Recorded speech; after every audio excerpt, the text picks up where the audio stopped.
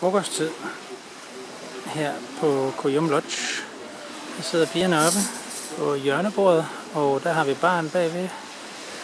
Så er der lige nogle lounge-stole der foran et andet loungeområde, der er bagved. Kan man se der. Og en hytte i baggrunden. Og hvis man så går rundt her og siger, okay, lad os prøve at se en gang. Her har vi stranden. Det er Kujum Lodge.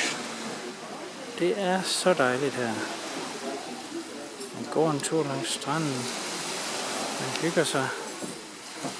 Det er det rene luksus. Man kan spise på stranden, hvis man vil. Man kan ligge og sole sig. Man kan tage en båd ud til et eller andet sted. Man kan løbe en tur langs med stranden. Eller man kan bare bruge Kujum Lodge til det, den nu skal bruges til. Nemlig at slappe af og hygge sig.